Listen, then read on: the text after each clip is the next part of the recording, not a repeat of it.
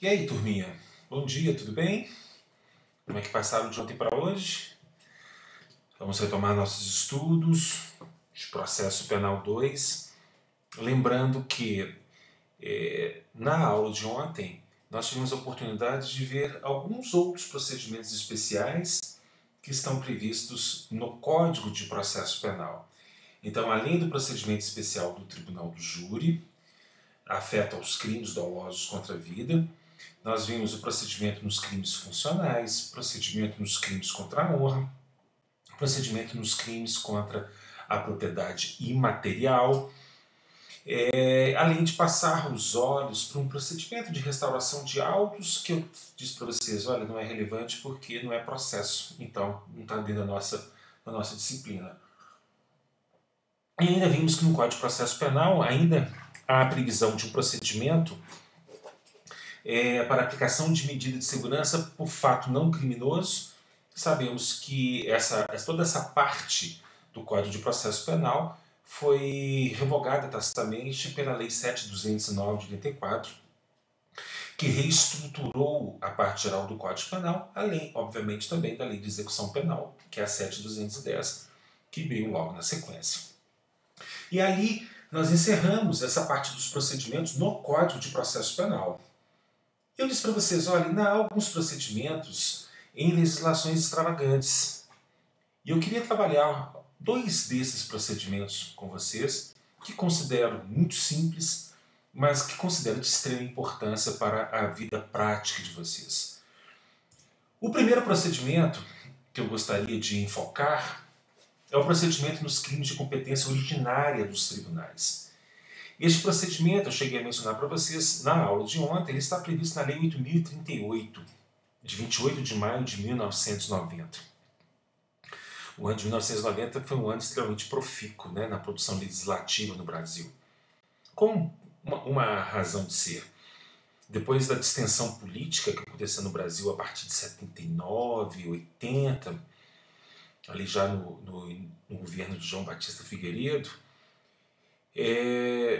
nós começamos a abertura política do Brasil e começamos a trilhar os primeiros passos para a retomada da democracia. Nós tivemos uma eleição indireta em 84 que levou à posse, ou pelo menos a eleição para a posse de Tancredo Neves, que não ocorreu no início de 85.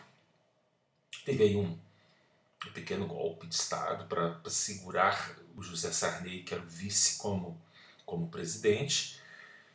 José Sarney assumiu a presidência e, pouquinho tempo depois, ele instalou a Assembleia Nacional Constituinte, que funcionou em 86, 87 até 88, com a promulgação da Constituição de 88, no dia 5 de outubro. Com a Constituição, uma série de regras novas foram estabelecidas para a nossa sociedade, assegurados direitos, garantias, que necessitavam de legislação ordinária, seja uma lei complementar à Constituição ou lei ordinária, para poder regulamentar e tornar efetiva a aplicação de determinados institutos.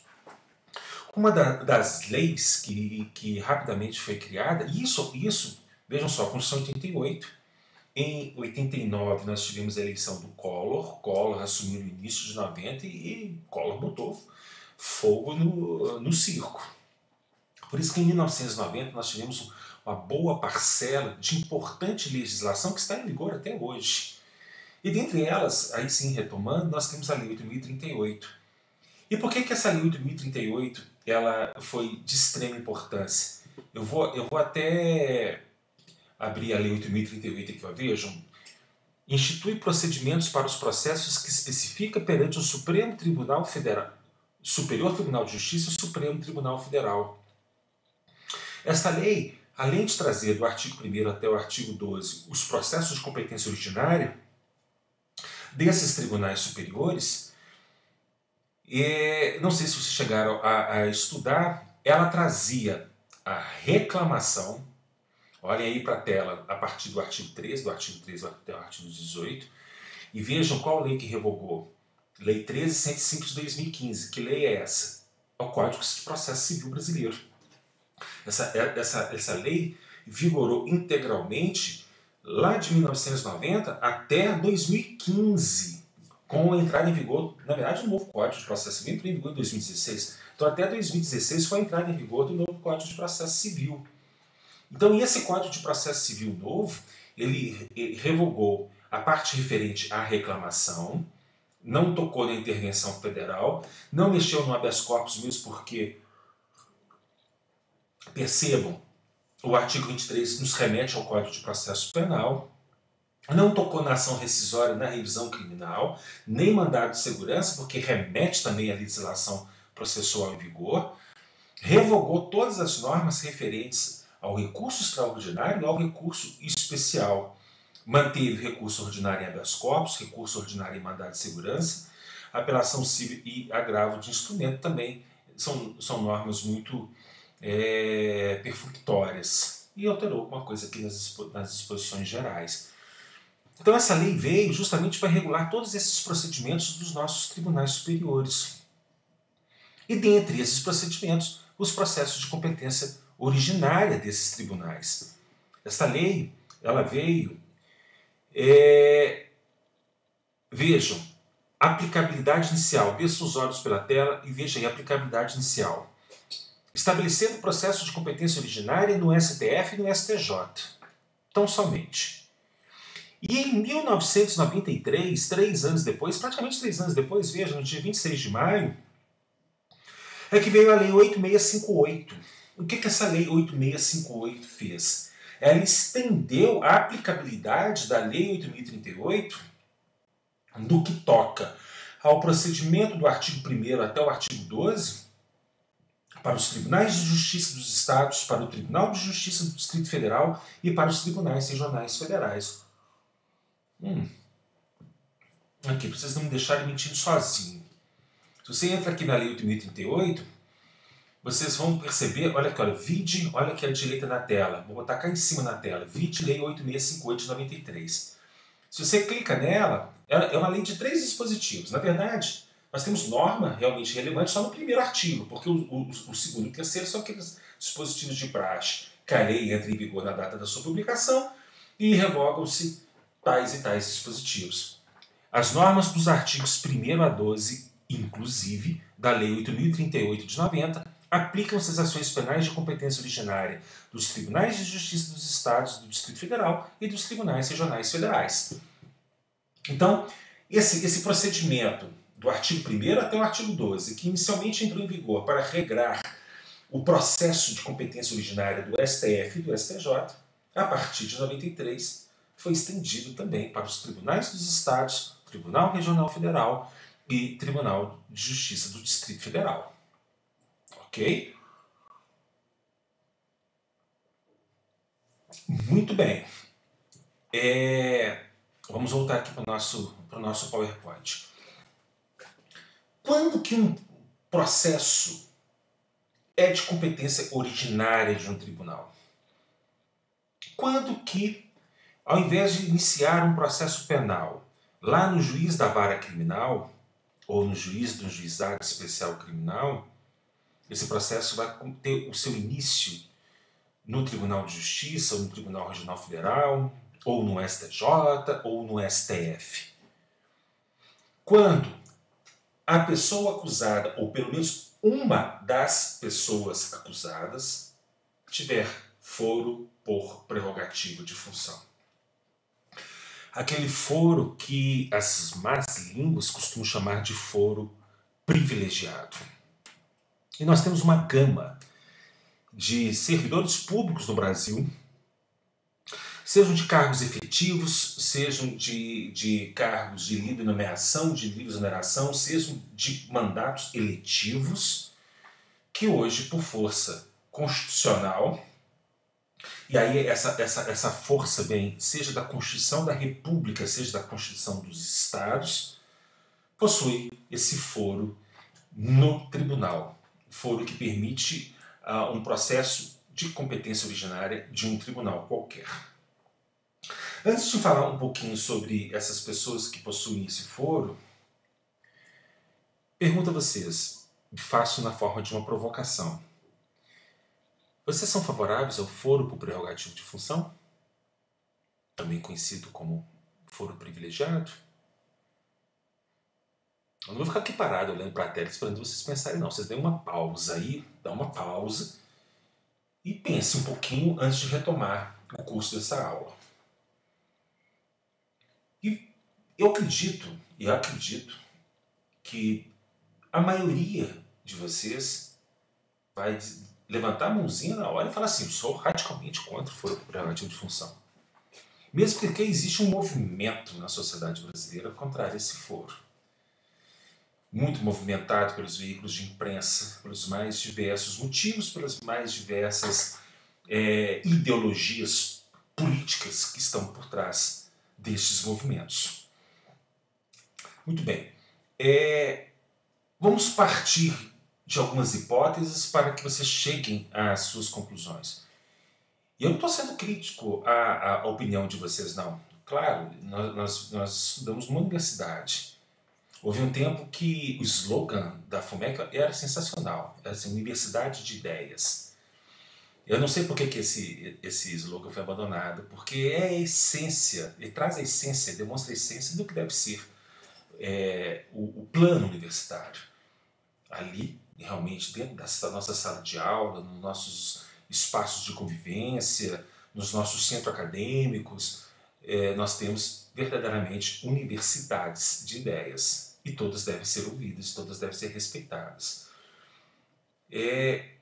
Mas aqueles que já foram meus alunos, lá no Direito Penal 1, quando eu trabalho a questão da aplicação da lei penal em relação às pessoas, eu faço uma incursão de forma bem superficial, mesmo porque está lá no Penal 1, sobre se for por prerrogativo de função. For por prerrogativo de função, que eu espero vocês tenham estudado no semestre passado, quando estudaram a questão de competência no processo penal. Então, os que já foram meus alunos sabem da minha opinião. E para aqueles que não foram, eu vou deixar aqui de uma forma muito enfática, revigorando também a memória daqueles que já foram. Imaginem um senador da República sendo processado pelo juiz da vara criminal, da vara única, vamos botar nem vara criminal, da vara única da comarca de Cláudio, no interior do estado. Imagine o governador do estado sendo processado pelo juiz da vara única.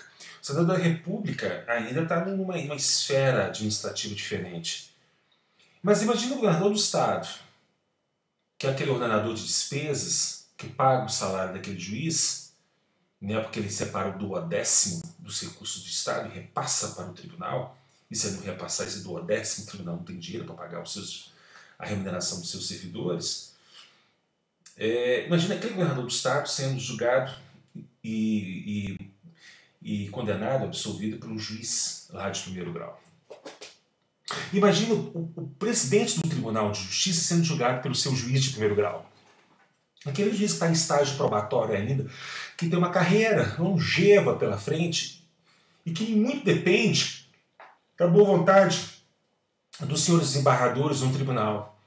Porque nós sabemos que, além da promoção por antiguidade, nós temos promoção por merecimento. E mesmo promoção por antiguidade, dependendo da situação, eu posso ter mais de um juiz na mesma situação de antiguidade, e aí, obviamente, que vai entrar um merecimento na escolha de quem irá por antiguidade. É uma coisa surreal. Quando nós voltarmos desse período de isolamento em razão do Covid, se um dia você estiver meio que sem o que fazer, dê uma volta pelo tribunal. Agenda de ir ao gabinete de algum desembargador. Senta do lado de fora do gabinete para esperar ser atendido e converse com as pessoas que estão ali ao seu entorno. Você vai ver que de cada 10 que estão ali esperando o desembargador, 8 são juízes que estão ali fazendo política para a promoção, deixando suas comarcas vazias lá no interior para vir aqui para a capital para fazer política porque está na lista para a promoção. Agora imagine esse juiz que depende do desembargador para a promoção, processando esse juiz lá na comarca do interior. Imagina o presidente da República sendo processado por um juiz federal numa subseção no interior de um estado qualquer. Ora, gente, é óbvio que isso não vai funcionar. Imagina o juiz sendo processado pelo juiz da sala ao lado, colega dele, colega da cerveja do final do dia. Claro que isso não vai dar certo. O foro por prerrogativa de função ele existe justamente para assegurar a imparcialidade do órgão julgador. Porque aquele juiz que está lá na comarca de Cláudio, presidindo um processo em que o acusado é senador da República, ele vai sofrer todo tipo de pressão política. E muitas vezes pressão econômica, favorável ou desfavorável àquela pessoa processada, ou dos dois lados, favoráveis e desfavoráveis àquela pessoa processada. Vocês acham realmente que aquele juiz em estágio probatório ele vai ter estrutura funcional, emocional, para poder suportar essas pressões? O que eu faço com foro por prerrogativo de função? Que, insisto, não é foro privilegiado. Eu afasto o julgador da pessoa que está sendo julgada. Levo o julgamento para o órgão colegiado, porque o órgão colegiado está menos afeto a essas ingerências políticas. Eu posso até conseguir realizar uma ingerência em relação a um juiz, a dois juízes daquele tribunal, mas eu não consigo ter essa força em relação a todos que vão julgar aquela causa. O julgamento ele é colegiado. Então, eu diminuo as interferências políticas, seja porque eu levei para um órgão mais distante daquela pessoa que vai ser julgada, é um órgão colegiado, formado por juízes mais experientes e menos afetos a esse tipo de pressão. A carreira do cara já está resolvida. Ela não tem mais como ser prejudicada. O cara é ministro do STJ, o cara é ministro do STF, o cara é desembargador no tribunal. Ele está com a carreira dele já pronta. Então ele não depende mais de forças ocultas para poder se manter ou para poder crescer naquela carreira. E outra coisa, em que ponto que estaria o privilégio? Em que ponto que haveria o privilégio de ser julgado de forma originária no Supremo Tribunal Federal? Para mim, privilégio é ser julgado no juiz de primeiro grau, ter a possibilidade de interpor um recurso para o tribunal, depois ter a possibilidade de interpor um recurso para o STJ, um recurso para o STF. Eu tenho graus de jurisdição que são suprimidos com o procedimento de competência originária dos tribunais. E mais do que isso, você sabe muito bem, o tempo joga com a defesa no processo penal. Lamentavelmente, pela letargia do judiciário, prescrição é tese defensiva. Em qualquer processo. Já trabalhei isso com vocês dentro de sala de aula, já falei para vocês. Todas as vezes que chega um processo lá no meu escritório, a primeira coisa que eu faço é passar os olhos nos marcos e nas causas interruptivas da prescrição, para verificar, olha, ocorreu, não ocorreu, falta tanto tempo para ocorrer. Porque a partir daí, o planejamento daquele processo caminha para um lado ou caminha para o outro. Então, se eu tenho um processo de competência originária no tribunal, eu estou suprimindo instâncias, eu estou suprimindo graus jurisdicionais, eu estou retirando possibilidades defensivas. Isso olhando, obviamente, sob a ótica de quem está sendo processado, quem está sendo acusado. E estou tirando tempo, eu estou afunilando o julgamento e, consequentemente, tornando mais exíguo o prazo de duração daquele processo. O que faz com que a prescrição se torne muito menos possível, muito menos razoável. Vou dar um exemplo para vocês, recente, de um político aqui de Minas Gerais. O então deputado federal Eduardo Azeredo. Eduardo Azeredo foi governador do Estado, foi senador da República, e o último mandato eletivo que ele teve antes de ser preso foi deputado federal. Bem, como deputado federal, ele tem foro por prerrogativo de função. E esse foro por prerrogativo de função está previsto no artigo 53 da Constituição. É lá no STF. Ele estava sendo processado no STF e já estava às vésperas do julgamento, quando deu na rádio o STF que ele seria condenado. Vocês já perceberam que os ministros do STF eles não conseguem guardar a língua dentro da boca. Eles falam demais, são todos boquirotos. Todos não. Ali eu acho que tem uma exceção, na verdade, que é a ministra Rosa Weber. Eu não vejo a Rosa Weber dando entrevista, não vejo a Rosa Weber antecipando voto. Mas tirando a Rosa Weber, todo mundo ali é boquiroto. Aí todo mundo fala para Deus e o mundo o que ele vai decidir na causa. O que, na minha opinião, já o tornaria imprestável para o julgamento de uma causa se esse julgamento já é antecipado. Mas aí todo mundo começou a abrir a boca e aí os advogados do Eduardo Azevedo perceberam que a maioria já estava formada para a condenação criminal dele. O que o deputado fez? Renunciou ao mandato.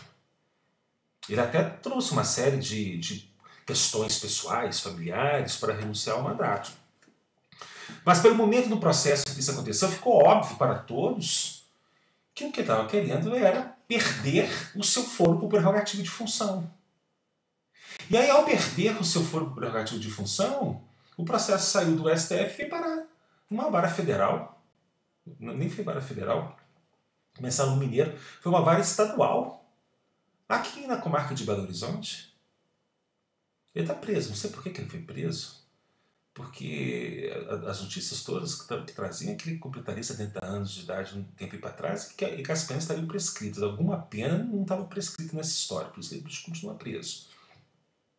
Mas olha só, ao renunciar ao mandato, o processo desceu para o juiz da vara criminal, aí teve um julgamento na vara criminal, recurso para o tribunal, e até hoje a decisão transitou em julgado. Apesar de ele estar preso, ele deve ter sido solto, né? Eu não sei, depois daquela outra decisão do Supremo, ele foi preso por execução provisória de sentença após decisão em segundo grau. Eu não sei a situação prisional dele. Mas o fato é que a decisão até hoje não transitou em julgado. Por quê? Porque tem recursos para o STJ e recursos para o STF. E, obviamente, o prazo prescricional está fluindo, porque a última causa interruptiva foi a primeira decisão penal condenatória que ocorreu em primeiro grau de jurisdição. De lá para cá, está fluindo prescrição. E pela idade dele, com prazos prescricionais pela metade, a chance de ocorrer prescrição é enorme, ela é gigantesca. Então não vejo privilégio. E mais do que isso, o foro prerrogativo de função ele é fundamental. Ele é fundamental para a manutenção das bases da democracia neste país. Porque senão, meus caros, já era. Quem possui foro prerrogativo de função no Brasil de uma forma muito geral. Nos mandatos eletivos, prefeito possui foro prerrogativo de função no Tribunal do Estado. Governador do Estado possui foro prerrogativo de função no STJ. Presidente da República, vocês sabem, vocês acompanharam o processo de impeachment da Dilma. Alguns de vocês, como eu, acompanhamos o processo de impeachment do Collor em 1992. Eu estava na faculdade de Direito, eu era daqueles que pintava a cara assim, saía pra rua, sabe? Ai, ai, quanta ingenuidade. Foi no ano do centenário da faculdade de Direito. Então a gente estava assim, né? Nós nos achávamos naquela época. Santa inocência. Santa inocência, Batman. O presidente da República, nos crimes comuns, tem foro prerrogativo de função no STF. E nos crimes de responsabilidade, ele tem foro prerrogativo de função no... Quem que cassou o mandato da Dilma? Senado da República. Mas em ambos os casos, seja o processo de competência do Supremo, seja o processo de competência do Senado, antes tem que haver autorização da Câmara dos Deputados. Então vocês devem se recordar no processo da Dilma, que foi crime de responsabilidade, então competência do Senado. Antes do Senado julgar, houve uma autorização da Câmara dos Deputados. Eu lembro disso, o deputado indo lá e falando assim, pela minha mulher, pelo meu filho, pela minha amante, pelo cachorro, pelo papagaio, meu voto é sim! Eu me lembro de uma deputada que votou pelo marido dela, prefeito de não sei onde, aqui de Minas Gerais. Pelo meu modesto marido fulano de tal. No dia seguinte, eu juro pra vocês, foi no dia seguinte, tem que resgatar o nome dessa cidadã. No dia seguinte teve uma operação da Polícia Federal, levou o marido dela preso. Eu acho que está preso até hoje, o modesto do marido dela.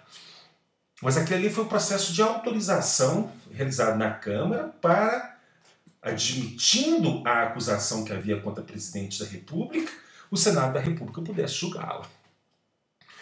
Então, o presidente tem foro ou no STF ou no Senado da República, em ambos os casos, mediante prévia autorização da Câmara dos Deputados.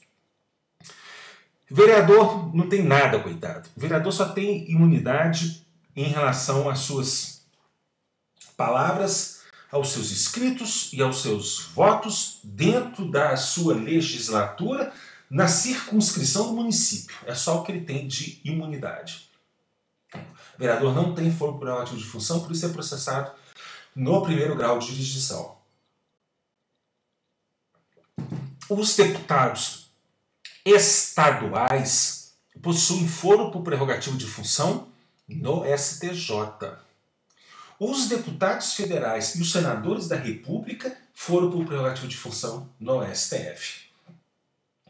Essas regras estão em relação aos deputados federais e senadores no artigo 53 da Constituição, em relação aos deputados estaduais no artigo 27 e em relação aos vereadores no artigo 29 da Constituição da República. Vamos pensar no Ministério Público. Vamos pensar na magistratura primeiro. O juiz de primeiro grau tem foro por prerrogativo de função no tribunal. Desembargadores estaduais, federais, do Distrito Federal possuem foro por prerrogativo de função no STJ. Ministros do STJ, foro no STF. Ministros do STF são julgados pelo próprio STF. E aqui vem mais um fundamento em defesa do foro por prerrogativo de função. Na mais do que centenária história do Supremo Tribunal Federal, qual ministro foi condenado criminalmente pelo STF?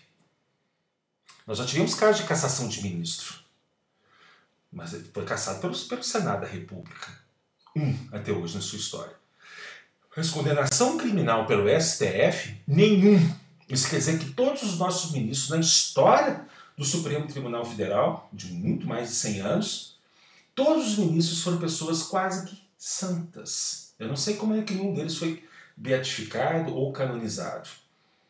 Porque nenhum jamais cometeu, ao longo desse tempo todo, qualquer ilícito penal. Isso mostra que o juiz não pode ser julgado pelo colega da sala ao lado, porque o corporativismo da classe vai impedir a punição de um eventual criminoso. Promotor de justiça que oficia no primeiro grau de jurisdição tem foro no tribunal. Promotor de justiça que oficia no tribunal, procurador de justiça, tem foro prerrogativo de função no STJ. Procurador da República no STJ, ele é julgado no STF. Procurador-Geral da República e seus assessores, procuradores da República, são julgados pelo STF. É assim que se estrutura esse foro por prerrogativo de função que gera a competência originária dos tribunais. E reforço, é indispensável para a existência da democracia brasileira. Será um tiro no pé da sociedade brasileira acabar com o foro por prerrogativo de função. Deputados querem acabar com o foro, senadores querem acabar com o foro, juízes querem acabar com o foro por prerrogativo de função, porque isso assegura a própria impunidade daqueles que eventualmente desviarem em suas condutas. Agora, o STF, que gosta de legislar, você sabe que o nosso STF é mestre em legislação, zero em vez em fazer bobagens. Aliás, essa quarentena tem algumas coisas boas. Talvez uma das melhores dela é essa pouca atividade do STF. Quanto mais quieto o STF, quanto mais sem serviço estiver o STF, melhor para a gente. O STF deu 2 estocadas pelas costas da sociedade brasileira em relação ao foro prerrogativo de função. A primeira delas, ele modulou o foro por prerrogativo de função. Ele fala o seguinte, olha, isso veio depois do caso do Eduardo Azeredo. Se aquele que detém o foro por prerrogativo de função renunciar depois de recebida a denúncia, o foro por prerrogativo de função se estende. Aquele tribunal continua competente para julgar aquele processo. Então, a renúncia a um mandato ou exoneração de um cargo público deve ocorrer até o recebimento da denúncia. Essa foi a primeira decisão do STF, que veio justamente depois do caso do Eduardo Zeredo. Na verdade, foi na sequência do julgamento, porque o STF ficou com a saia curta e que não tinha o que fazer em relação ao deputado, ao ex-deputado. O STF falou assim, putz, não tem jeito, nós temos que mandar esse caso para o primeiro grau de jurisdição. Mas, na sequência, falou assim, esse é o último, a partir de agora vamos estabelecer uma regra. Então ele legislou uma regra processual e falou, só há a perda do foro prerrogativo de função se a renúncia ocorrer antes do recebimento da denúncia. Da denúncia ou da queixa, porque pode ser que tenha crime de ação penal privada. Ok? Segundo golpe do Supremo, segunda legislação do Supremo. Em julgamento posterior, tempos depois, o Supremo falou o seguinte, só possui foro prerrogativo de função aquele detentor do cargo público ou da função pública que houver cometido crime durante o exercício da função pública. Antes dessa decisão do Supremo Tribunal Federal, imagine que um senador da República, antes de ser reeleito senador, tivesse matado alguém. E o Delbrando Pascoal, senador da República lá para um estado do norte do Brasil, que ficou famoso porque ele usava motosserra para poder particionar os seus desafetos políticos. Tanto que ele ganhou o apelido de Motosserrando Pascoal. Motosserrando Pascoal. Ele cometeu crimes antes do início do seu mandato. Ele seria julgado pelo Supremo Tribunal Federal, que na condição de senador da República, ele possui foro prerrogativo de função.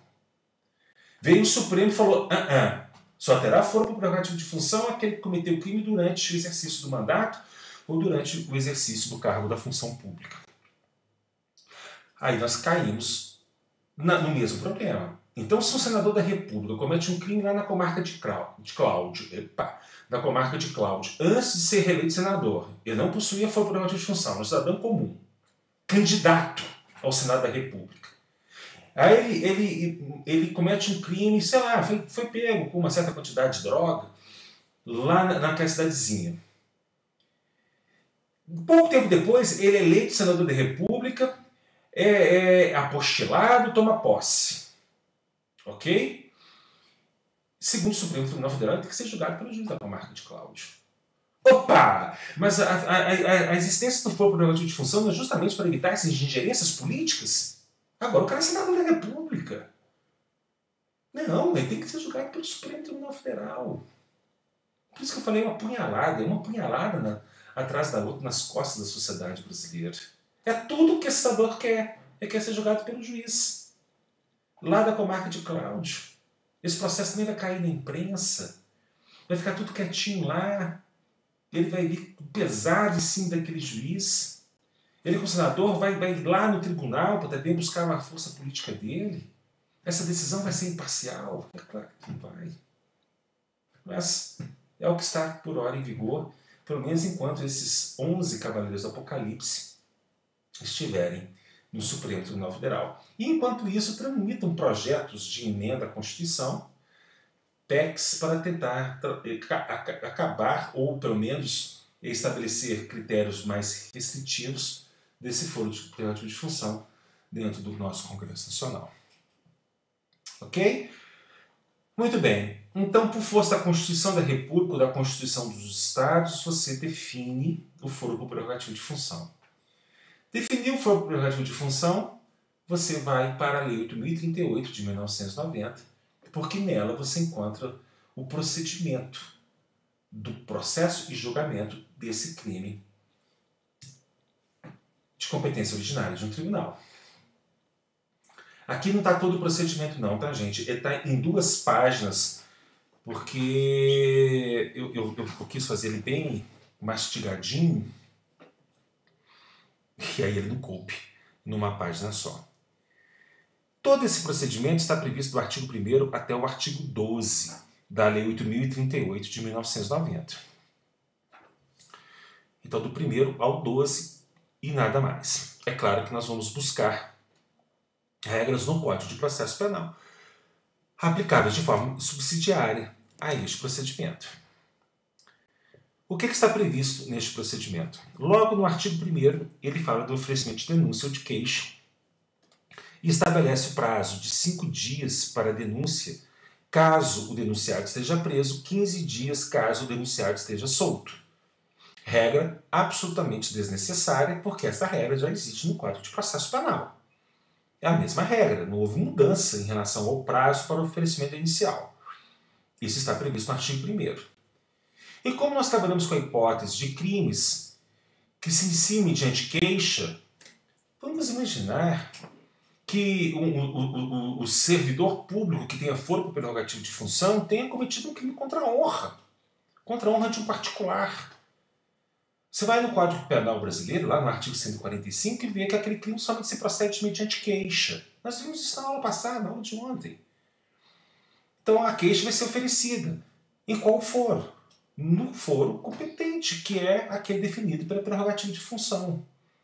Então aqui nós podemos ter processos iniciados por denúncia ou processos iniciados por queixa. Denúncia está sujeita aos prazos do artigo 1º, que reproduz, na verdade, regra do Código de Processo Penal.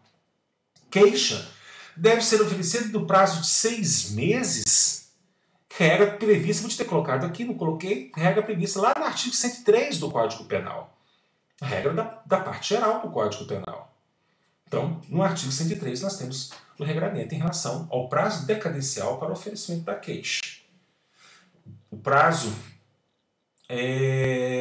para a denúncia não gera qualquer consequência jurídica, na hipótese de sua não observância, mas sabemos que no caso da queixa, se a queixa não for oferecida no prazo decadencial, ocorrerá a perda do direito de queixa e, consequentemente, a extinção da punibilidade do agente. Tem 2 regrinhas em vermelho que eu coloquei para vocês aí na tela. Vamos para a segunda delas, depois eu volto para a primeira. A Lei 8.038 de 1990 não estabelece em nenhum dos artigos, nenhuma das normas contidas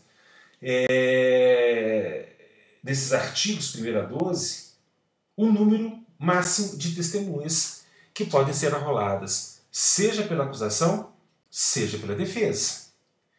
Se a lei é omissa em relação ao rol de testemunhas e deixa essa lacuna dentro do ordenamento, essa lacuna será preenchida pelo procedimento comum ordinário, por força da regra prevista no artigo 394, parágrafo 5º do Código de Processo Penal, que prevê expressamente que o procedimento comum ordinário deverá ser aplicado de forma subsidiária a todos os demais procedimentos comuns e procedimentos especiais. Esse é um procedimento especial, então ele vai ser complementado pelas regras do procedimento comum ordinário. E no artigo 401 do CPP, o procedimento comum ordinário estabelece o rol de 8 testemunhas. 8 testemunhas para cada acusado e para cada fato imputado. Então, essa regra se aplica a esse procedimento. É o número de testemunhas que poderá ser arrolado. Perceba, no início do nosso procedimento, 8 testemunhas, lá no finalzinho da tela, 8 testemunhas, também para a defesa, claro. Aqui no ensino, eu coloquei, olhem lá, de vermelho também, acima ali de 8 testemunhas, artigo 1º, parágrafo 3º. O que está ali? ANPC. Tem esquisito, né? Foi para caber. A ANPC é o Acordo de Não Persecução Criminal. Vamos dar uma olhadinha na lei? Opa. Artigo 1º. Tem aquela regra que eu falei para vocês. Nos crimes de ação penal pública, o MP deve oferecer denúncia no prazo de 15 dias. Aí vem o parágrafo 2º. Se o indiciado estiver preso, o prazo é de 5 dias. Aí vem o parágrafo 3º. E esse parágrafo 3º foi inserido pela Lei 13.964 de 2019. Essa Lei 13.964 de 2019 é o nosso simpático pacote anticrime. Não sendo o caso de arquivamento e tendo investigado confessado formal e circunstanciadamente a prática de infração penal sem violência ou grave ameaça, E com pena mínima inferior a 4 anos, o Ministério Público poderá propor acordo de não persecução penal, desde que necessário e suficiente para a reprovação e prevenção do crime, nos termos do artigo 28A do Decreto-Lei 3689 de 41, o nosso famoso Código de Processo Penal. Lá no 28A nós temos a previsão no CPP das todas as regras para esse acordo de não persecução criminal. Então é mais uma possibilidade de acordo que pressupõe, percebam, uma confissão formal. Na verdade, é um arremedo de delação premiada, porque essa confissão formal e circunstanciada significa necessariamente entregar a Deus e o mundo. Crimes sem violência ou grave ameaça, normalmente vai atingir o quê? Os crimes contra a administração pública, cuja pena mínima seja inferior a 4 anos, todos são, a não ser que haja concurso de crimes que eventualmente façam com que essa pena ultrapasse 4 anos. O poderá propor é um deverá propor, preenchidos os requisitos da lei, o Ministério Público propõe, e neste acordo, nos termos do artigo 28A, além da confissão devidamente registrada, algumas condições serão impostas, na maioria das vezes, com devolução, restituição de uma grande quantidade de dinheiro para o erário, para os cofres públicos. Ok? Então, aqui no nosso procedimento, há essa possibilidade do acordo de não persecução criminal. Eu cheguei a falar para vocês no início do semestre letivo, haverá necessidade de nós oferecermos algum curso de extensão que esteja especificamente voltado para o pacote anticrime. Um curso de extensão em Direito e Processo Penal, porque houve algumas alterações na legislação penal, no direito material, e houve muitas alterações no direito processual. Nós iniciamos um grupo de estudos entre os professores para podermos preparar realmente o conteúdo para esse curso de extensão. Isso foi um pouco prejudicado, obviamente, pelo nosso isolamento, mas o projeto não está parado. Então vamos ver se nesse segundo semestre agora, além de eventos, nossa semana acadêmica será no segundo semestre, e obviamente temos que trazer para a semana acadêmica do direito o acordo de não persecução, o pacote anticrime,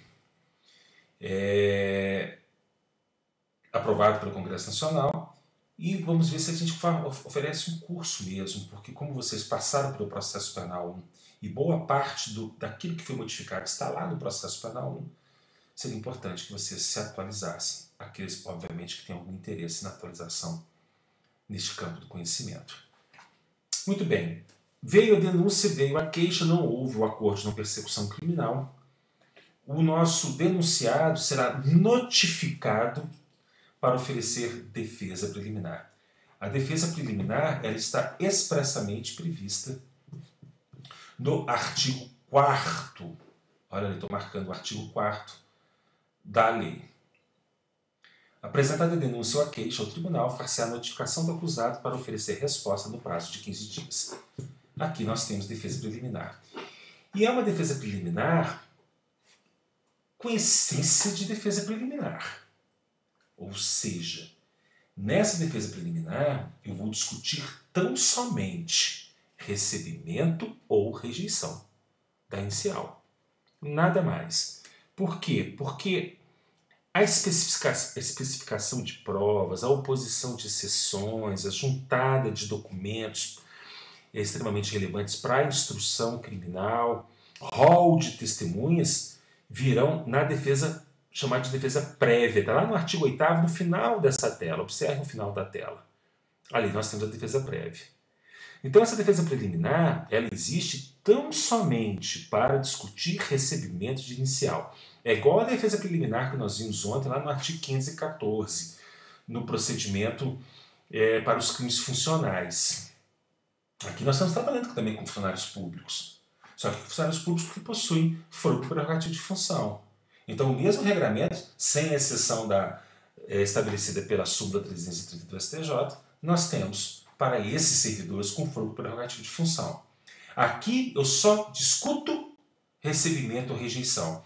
Como recebimento ou rejeição? Olha um pouquinho para frente na tela. No meio da tela, tem sempre como fundamentos o artigo 395 do Código de Processo Penal, nessa defesa preliminar, eu vou trabalhar o quê? O artigo 395 do Código de Processo Penal. Ok? Muito bem. Aqui o artigo 5 traz uma novidade. Olhem para a tela.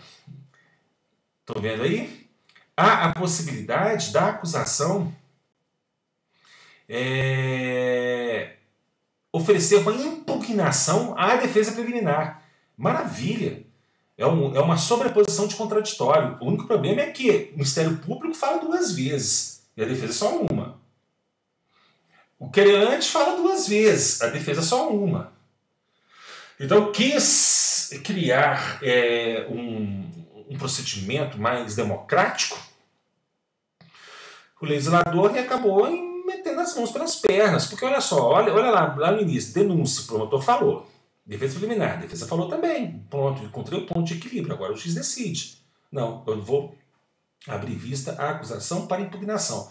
É bem verdade que o artigo 5º é muito específico, ele fala que só haverá impugnação se houver juntada de documentos. Olha só, se com a resposta forem apresentados novos documentos, será intimada a parte contrária para sobre ele se manifestar no prazo de 5 dias. Tudo bem, porque não pode ser restrita, mas não havia necessidade. Agora, se há, por que o prazo é de 5 dias? Eu até coloquei aí as interrogações. Pô, se a defesa falou em 15 dias, que a acusação fala em 15 dias também, para que a pressa? Então tem essa figura da impugnação da defesa preliminar, isso desequilibra o processo, e tem um prazo que não deveria ser, é um prazo de 5 dias. Com impugnação ou sem impugnação, os autos vão ao juízo.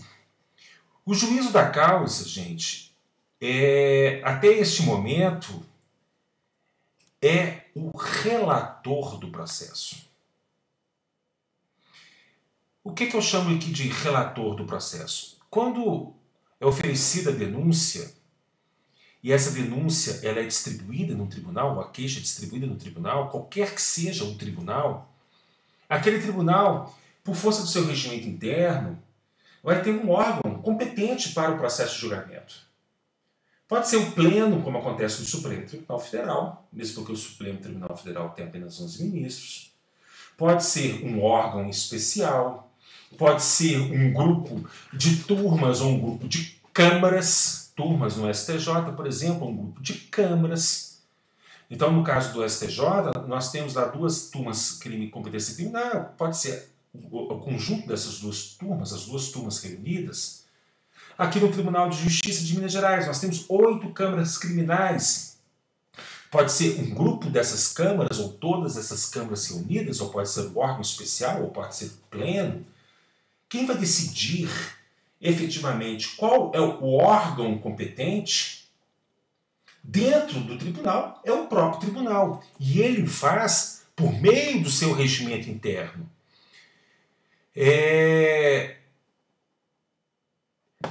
Desse regimento interno, vai haver um critério para a distribuição, para o sorteio de alguém dentro daquele órgão competente que vai ser o relator, como se fosse um recurso chegando naquele tribunal.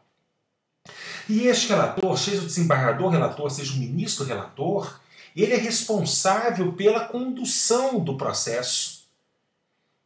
Ele é responsável por assegurar todas essas fases do processo e, sobretudo, ele é o responsável pela instrução deste processo. Mas as 2 decisões mais importantes, que são a decisão de recebimento da inicial e a decisão penal absolutória ou condenatória, são tomadas pelo órgão colegiado competente. Então, o órgão colegiado competente, ele não acompanha todo esse processo desde o oferecimento da denúncia. Ele não acompanha a instrução criminal. O órgão colegiado não realiza interrogatório. O órgão colegiado não realiza inscrição de testemunhas. Isso cabe ao relator. Ele é o juízo da instrução. Temos 2 decisões fundamentais nesse processo. É claro que nós podemos ter alguma decisão incidental, mas nós temos 2 decisões essenciais. Recebimento inicial e provimento final. E esses são tomados pelos órgãos colegiados em sessão de julgamento. Por isso, vejam, no meio da nossa tela, no artigo 6º, nós temos um julgamento, uma sessão de julgamento. Uma sessão de julgamento para quê? Para o recebimento da denúncia. Porque compete ao órgão colegiado julgar se a denúncia deverá ser recebida ou rejeitada. Se a queixa deverá ser recebida ou rejeitada. Entendem? Então, se eu vou ter uma decisão do órgão colegiado, eu convoco esse órgão colegiado e realizo o julgamento. E se é um julgamento realizado por um órgão colegiado de um tribunal qualquer, o que o artigo 6º assegura para as partes, não só para a defesa, para as partes, como no julgamento de um recurso? A possibilidade da sustentação oral, pelo prazo de 15 minutos. O que a acusação vai sustentar nesse julgamento? O recebimento da inicial. O que a defesa vai sustentar nesses 15 minutos? A rejeição da inicial. É claro que, como em qualquer procedimento, dentro de um tribunal, essa sustentação oral de 15 minutos ela é facultativa. Isso está expressamente previsto no artigo 6º. Mas, como toda e qualquer sustentação oral, ela pode ser fundamental para a formação do juízo de valor daquele órgão julgador.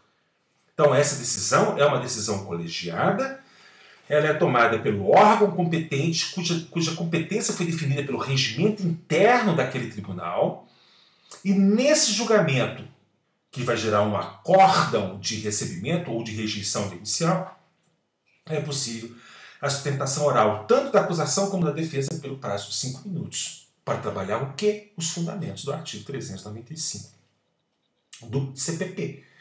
Porque a lei não estabelece outros requisitos para o recebimento ou para a rejeição da inicial. Então eu vou lá no CPP, que é aplicar de forma subsidiária para buscar esses fundamentos. Se houver rejeição da inicial, eu tenho que ver em qual tribunal eu estou e vejo qual é o recurso cabível. Se eu estou no Tribunal de Justiça, no Tribunal Regional Federal, no Tribunal de Justiça do Distrito Federal, cabe recurso especial e recurso extraordinário ao STJ e ao STF. Se eu estiver no STJ, é recurso extraordinário ao STF. Pode ser que tenha uma reclamação também. Se eu estiver no STF, eu efetivamente imploro a Deus que me oriente numa próxima demanda, num próximo processo. Recebida inicial, citação, está previsto no artigo 7º. Citação que será realizada nos termos do Código de Processo Penal. Eu coloquei cartas de ordem só ali nos interrogatórios. Olhem lá, mas se a citação tiver que ocorrer em outro juízo que não seja a sede daquele tribunal, também será expedida uma carta de ordem para essa finalidade, porque nós temos que lembrar que a citação é pessoal, que deve ser realizada por oficial de justiça. Pode ser pessoal por hora certa, mas eventualmente, aí sim, excepcionalmente, por publicação de editais. Mas como a citação, pela regra geral, deve ser pessoal, se ocorrer em alguma localidade que não seja a sede do tribunal, o relator, o desembargador ou ministro relator, vai expedir uma carta de ordem para que essa citação seja realizada. Com a citação interrogatórios. Olha que interessante. Nesse procedimento, os interrogatórios vêm logo após o recebimento da inicial. Assim era o procedimento ordinário até 2008. Assim era o procedimento sumário até 2008. Só com a reforma de 2008 que o interrogatório passou a ser o último ato daquela audiência de instrução e julgamento. O interrogatório acontece depois da instrução. Aqui o interrogatório acontece antes da instrução.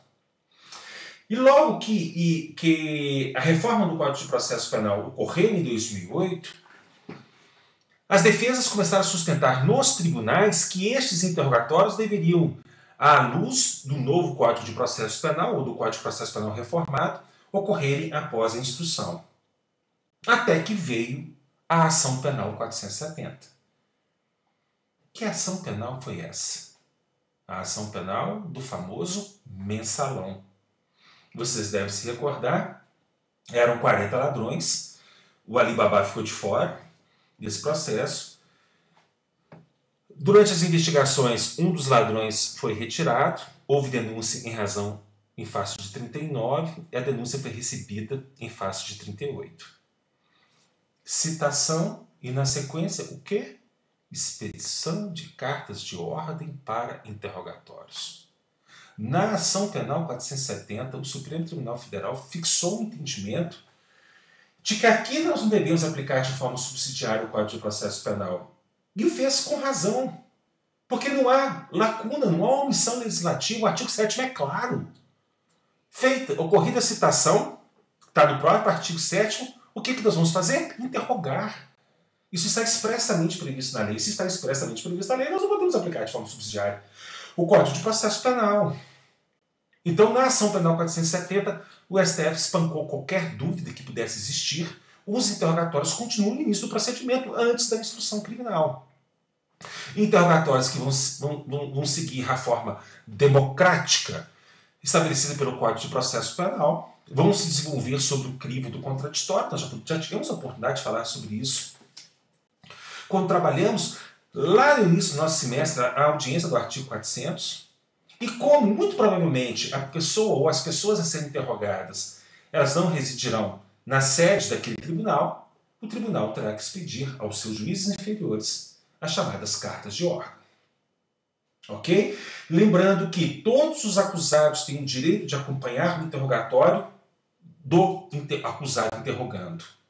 Então, foi expedida uma carta de ordem, o juízo que vai cumprir a carta de ordem, o juiz ordenado, ele tem que intimar todos os acusados para o interrogatório de um deles. E, comparecendo ao interrogatório, eles têm o direito de participar do interrogatório, fazendo perguntas sobre fatos relevantes para a própria defesa. E se não comparecerem para o interrogatório, o juízo ordenado tem que nomear defensores para acompanhar aquele interrogatório no nome daqueles que não estão presentes. Então tem que haver intimação e tem que haver defesa técnica nos interrogatórios. Ok? Com os interrogatórios, vista a defesa pelo prazo de 5 dias para oferecer defesa prévia. Não é resposta à acusação, porque a resposta à acusação ela acontece num momento diferente e tem finalidades diferentes. Não é defesa preliminar, porque a defesa preliminar ela acontece antes do recebimento da inicial. Não é resposta preliminar, não é defesa, sei lá das quantas. Essa defesa é chamada de defesa prévia. Prévia a quê? Prévia à audiência de instrução e julgamento. Mas ela é posterior aos interrogatórios, ela não é anterior aos interrogatórios, como é a resposta à acusação. E não há nesse procedimento, como há na resposta à acusação, a possibilidade de absolvição sumária. Então essa defesa vocês vão chamar de defesa prévia. É a defesa prevista no artigo 8º da lei. E é nessa defesa prévia que vocês vão especificar todas as provas que o acusado pretende sejam produzidas na instrução criminal. Não foi na preliminar, é agora na prévia que há especificação de provas. É claro que, se houver algum vício insanável até então, que eu acho muito pouco provável, porque se houve vício insanável... Aqui nós temos defesa preliminar. Então, na defesa preliminar, se houver algum vício até então, eu vou arguir. Depois vem recebimento inicial, citação interrogatório. Se houve citação, se a citação se efetivou, não há vício. Houve interrogatório, não há vício. Tanto houve interrogatório que eu constituí, estou vindo aos autos oferecer defesa prévia. Então é muito difícil ter alguma preliminar a ser arguído. Mas se houver, é hora de arguir. Alguma questão processual que deva ser sanada em razão de algum vício que ocorreu até então. Especificação de provas, e nessa especificação de provas, rol de testemunhas limitado a 8 testemunhas para cada acusado e para cada fato imputado, lembrando que informantes não são computados nesse rol. Oposição de exceções. Se exceções tiverem que ser opostas, exceções que serão processadas em apartado, da mesma forma que as exceções são processadas em apartado nos demais procedimentos que até agora nós estudamos. É para isso que serve a prévia. É claro que eu posso juntar documentos neste momento, mas eu posso juntar documentos ainda durante a instrução criminal. Mas se eu tiver que requerer alguma perícia em cima dos documentos a serem juntados, eu vou juntar documentos aqui agora, vou requerer perícias, vou requerer diligências, como, por exemplo, expedição de ofícios, vou arrolar testemunhas. Então, aqui eu estou fazendo um desenho, estabelecendo o cenário do que será a instrução criminal para a defesa. E é este o momento em que isso deve ocorrer. Ok? Muito bem. Com a defesa prévia, o juiz está com os autos prontos, ele já tem a acusação e agora tem defesa. A acusação especificou suas provas na peça inicial, a defesa especificou suas provas na defesa prévia. O juiz tem condição de iniciar a instrução criminal. E esse juiz que vai iniciar a instrução criminal é o relator, ou desembargador, ou ministro relator deste caso. Se houver diligências a serem cumpridas, ele determina que essas diligências sejam realizadas, diligências que já tenham sido requeridas. Se houver perícias a serem produzidas, ele determina a produção de perícias e inicia a inquirição de testemunhas. Se houver testemunhas que residam na sede do tribunal, essas testemunhas serão ouvidas pelo próprio relator. Então, o relator vai marcar o dia e hora para a audiência, vai trazer testemunha, as partes vão comparecer, a testemunha vai ser inquirida na presença do relator. Se a testemunha residir em um local diferente da sede do juiz, carta de ordem. O artigo 9º determina a aplicação do procedimento comum, na verdade, procedimento comum ordinário, por força do 394, parágrafo 5º, no que couber nessa instrução criminal. É impossível a realização de uma audiência de instrução de julgamento, como prevê o artigo 400. Então, o que nós podemos aproveitar da instrução criminal do Código de Processo Penal do procedimento ordinário? Vamos primeiro ouvir testemunhas da acusação, depois nós vamos ouvir testemunhas de defesa, nesta ordem. Por favor, vamos respeitar esta ordem, mesmo com a expedição de cartas de ordem. A inversão na ordem da construção da prova é extremamente prejudicial para a defesa.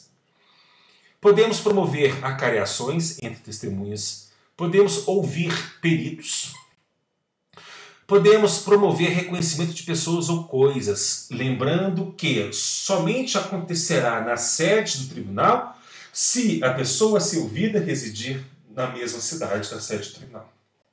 Caso contrário, tudo isso acontecerá por meio de cartas de ordem. Então, toda aquela instrução, toda aquela coleta de provas que nós fazemos nos demais procedimentos, nós vamos fazer também nesse procedimento, seja na sede do tribunal, seja por meio de cartas de ordem. Se a jurisdição for federal, cartas de ordem para seções judiciárias ou subseções judiciárias. Se for competência do juízo estadual, cartas de ordem para os juízes das varas criminais nas diversas comarcas espalhadas pelos estados, né, que pode ser que tenha estados diferentes. Ok? A instrução criminal não se encerrou quando entramos no artigo 10. O artigo 10 prevê que, ao final da inquirição de todas as pessoas que tiverem que ser inquiridas, será dada vista às partes pelo prazo sucessivo de 5 dias, primeiro para a acusação, depois para a defesa, para que possam requerer novas diligências. É claro que essas novas diligências são aquelas cuja necessidade surgiu ao longo da instrução criminal. Porque se eu já tinha alguma diligência para ser requerida lá atrás, eu devo requerer. Mas surgiu a necessidade de requerimento de novas diligências, eu requeiro na fase do artigo 10 da Lei 8.038, no prazo de 5 dias. O artigo 10 fala que o juízo pode requerer diligência de ofício, e isso, obviamente, que fere contraditório, fere norma constitucional. Nessa parte, essa norma já nasceu morta. Mas as partes podem requerer, deferidas, essas diligências serão realizadas. Depois da realização das diligências, vejam que eu estou seguindo a ordem exata do procedimento, a ordem exata da lei. Nós vamos dar uma... Eu tenho um errinho ali, viu, gente? Ali está o artigo 8º na seção de julgamento, mas é o artigo 12. É 9º, 10, 11 e 12. Na hora que eu mandar para vocês esse PowerPoint, eu faço a correção. Encerradas as diligências, ou não realizadas diligências, caso não tenham sido requeridas pelas partes, o artigo 11 prevê a abertura de vista por prazos sucessivos.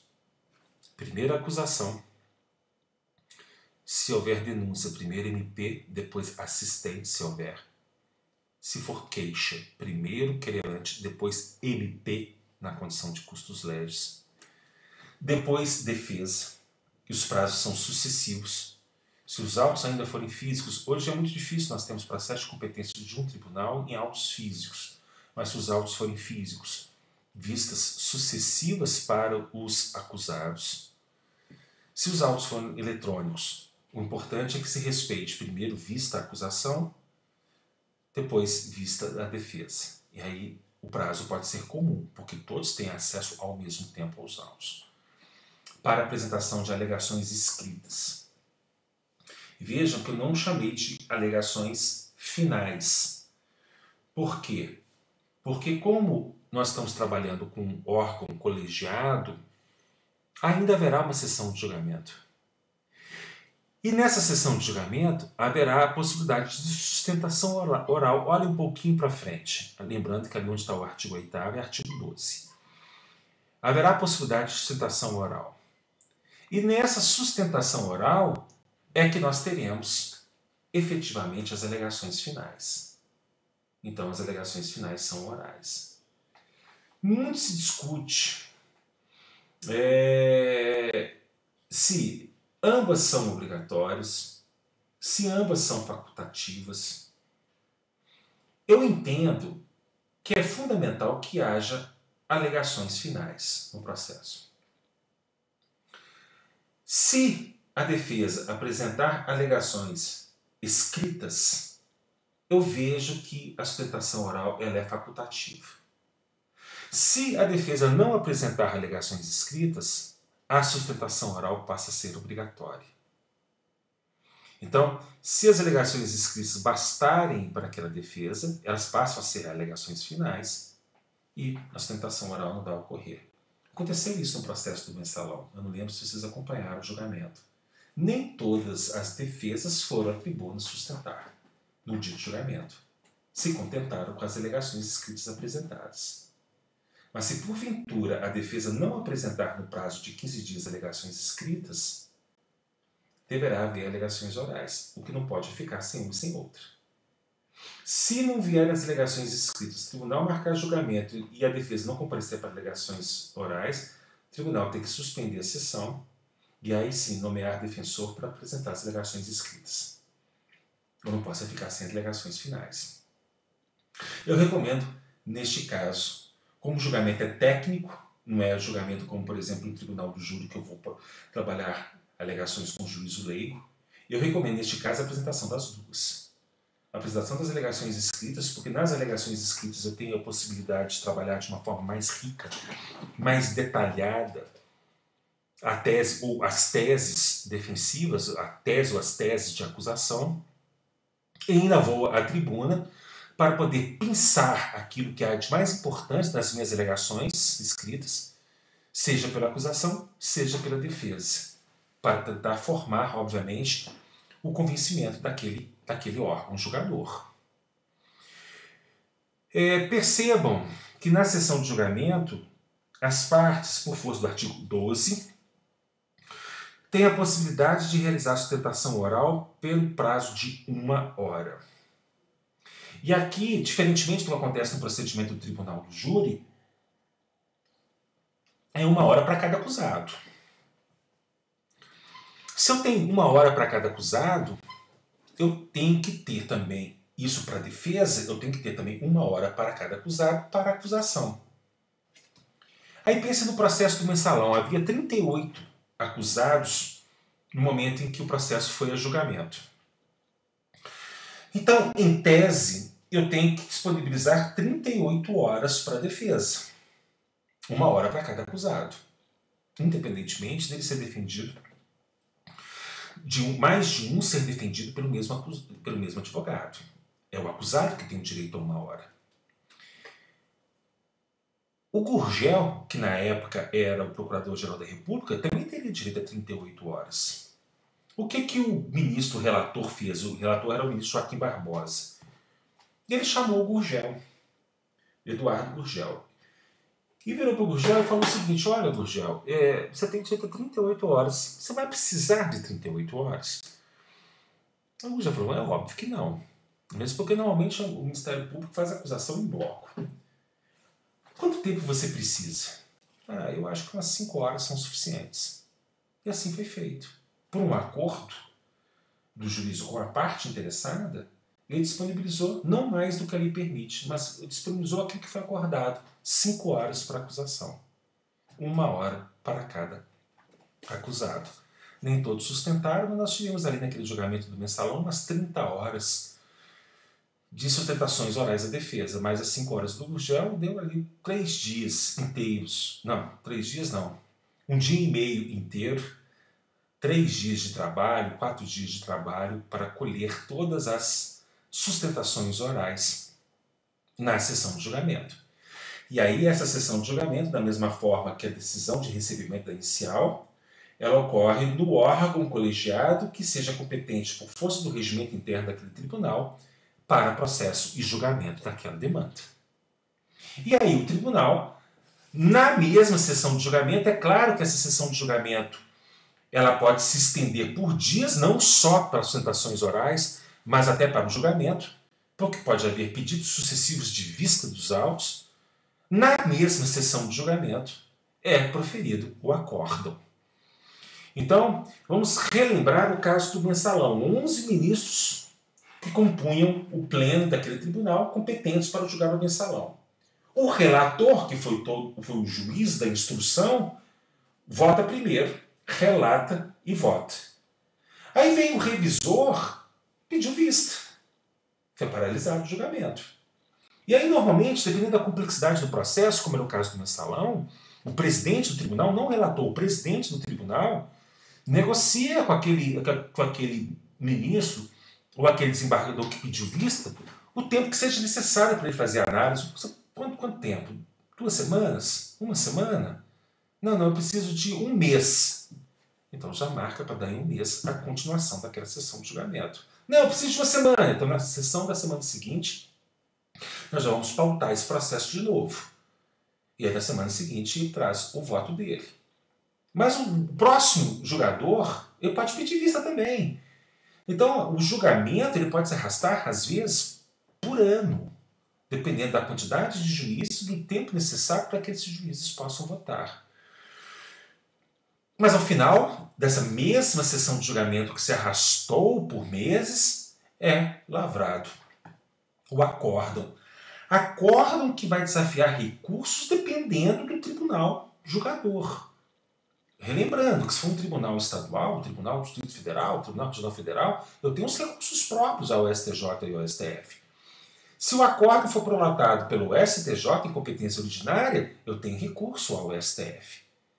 E no STF, até tem, criaram, a possibilidade dos embargos infringentes, caso a decisão não seja unânime. No caso do mensalão, criaram os embargos infringentes, estabelecendo regra de que pelo menos 4 votos dos 11 deveriam ser favoráveis ao embargante para que os embargos infringentes pudessem ser opostos. Embargos infringentes no mesmo órgão julgador é estranho, E só no Supremo Tribunal Federal mesmo para haver mudança de voto. Algumas penas foram reduzidas naquele julgamento pelos mesmos juízes que tinham julgado anteriormente, quando do julgamento dos embargos infringentes que foram opostos.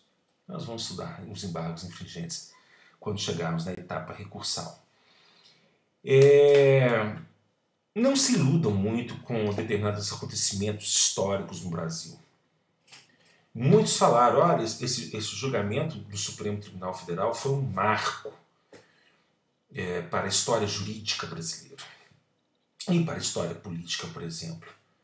Muitas pessoas da nossa sociedade passaram a acreditar que esse Brasil teria jeito, que a impunidade havia acabado, que agora os poderosos também iam para a cadeia. Foram 38 julgados, 37 foram condenados, teve um absolvido. Então começou com 40, 39 foram denunciados, a denúncia não foi recebida em relação a 38 foram processados, 37 foram condenados. Um foi absolvido nesse julgamento. O Supremo Tribunal Federal, pela primeira vez naquele julgamento, adotou uma teoria que até então não era adotada no direito brasileiro para a definição de autoria.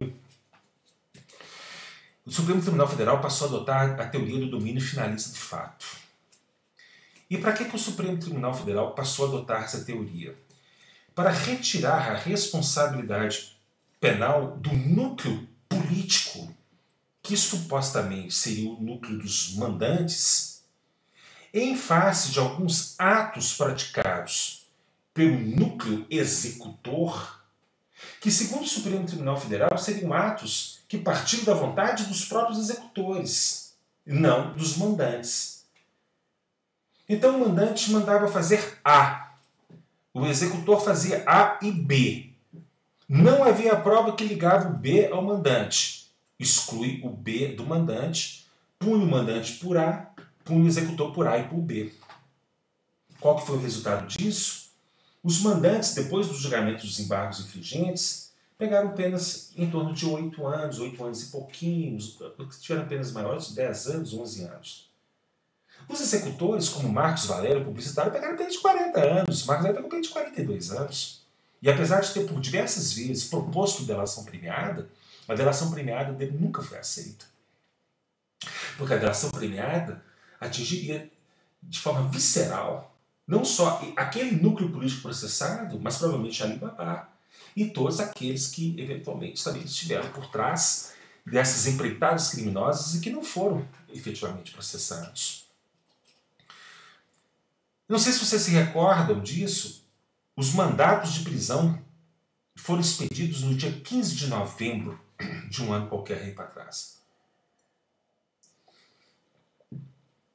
Muito se comemorou na imprensa brasileira, no povo brasileiro, 15 de novembro, uma data histórica, para um feito histórico daquele ministro histórico do Supremo Tribunal Federal, Joaquim Barbosa.